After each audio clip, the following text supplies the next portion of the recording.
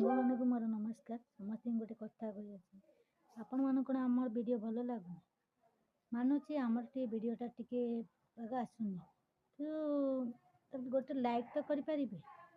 Like share ତ କିଛି ବି କରୁନାହାନ୍ତି, ଲାଇକ୍ କମେଣ୍ଟ ବି ଦେଉନାହାନ୍ତି। ଆଟଲିଷ୍ଟ ଗୋଟେ ନେଖା ତ ଲାଇକ୍ ଦିଅନ୍ତୁ। ଲାଇକ୍ ଦେଉନାହାନ୍ତି। ଲୋକ ଅଛନ୍ତି ଚଟପଟିଆ କରିକି ଇଏ କରିକି ଭିଡ଼ିଓ କରିକି ଲାଇକ୍ ବଢ଼େଇ ଦିଅ। ସେଇଟା ତ ଆମେ ନୁହେଁ, ଆମେ ଯେତିକି ପାରୁଛୁ ଯେତିକି ଇଏ କରୁଛୁ ଦେଖେଇ ପାରୁଛୁ। ଯଦି ମୋର ମୋବାଇଲ ବି ଖରାପ, ସେଥିଟା ଭିଡ଼ିଓ ଏତେ ଖାସ୍ ଆସୁନି, ସେମିତି କରୁଛି। କିନ୍ତୁ ଦେଖିଲା ଲାଇକ୍ ବଢ଼ୁନି, ସେଥିପାଇଁ ଇଚ୍ଛା ହେଉନି ଭିଡ଼ିଓ କରିବାକୁ।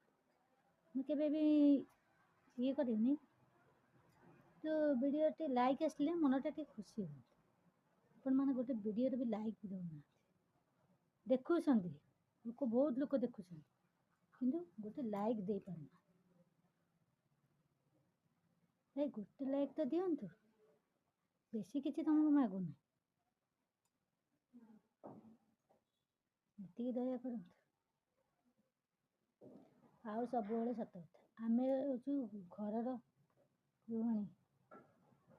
ବସିକି ଇଏ କରିବା ଅପେକ୍ଷା ସବୁବେଳେ କହୁଛନ୍ତି ରୋଷେଇ କରି ଭିଡ଼ିଓ ଛାଡ଼, କିନ୍ତୁ ମୁଁ କରିବାକୁ ମୋତେ ଇଣ୍ଟରେଷ୍ଟ ଲାଗେନି। ତଥାପି ମୁଁ କହିଲି ଲୋକମାନେ କରୁଛନ୍ତି, ଦେଖିବା ଟିକେ କରିଦେବା। ଲୋକ ଲୁଣ ଲଙ୍କା ଭାତ ଲଗେଇଲେ ବି ଭିଡ଼ିଓ କରୁଛନ୍ତି, ତାଙ୍କର ଧାଏଁ ଧାଏଁ ଭାଇରାଲ୍ ହେଇଯାଉଛି।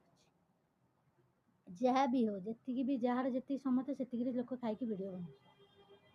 କାହାର ଅଛି ମାଛ ମାଂସ ଖାଇକି ଭିଡ଼ିଓ ବନାଉଛନ୍ତି, କାହାର ଅଛି ଲୁଣ ଲଙ୍କା ଲଗେଇ ଖାଇକି ଭିଡ଼ିଓ କରୁଛନ୍ତି, ଆଉ କାହାର ଶାଗ ଇଏକୁ ତୋରାଣି ପିଇକି ବି ଭିଡ଼ିଓ।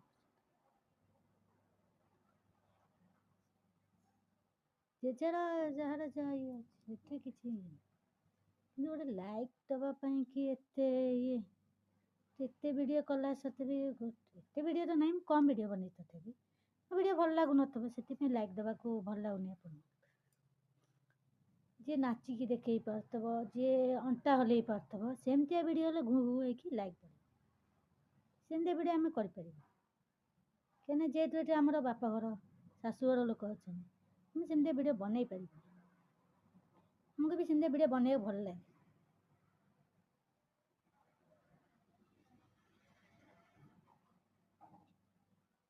ଠିକ୍ କଥା ଆଉ, ଯଦି ଖରାପ ଲାଗୁଥିବ କ୍ଷମା କରିଦେବେ ଆଉ। ସାନ ଭଉଣୀଟାକୁ କ୍ଷମା କରିଦେବେ ଭାବି। ଜୟ ଜଗନ୍ନାଥ।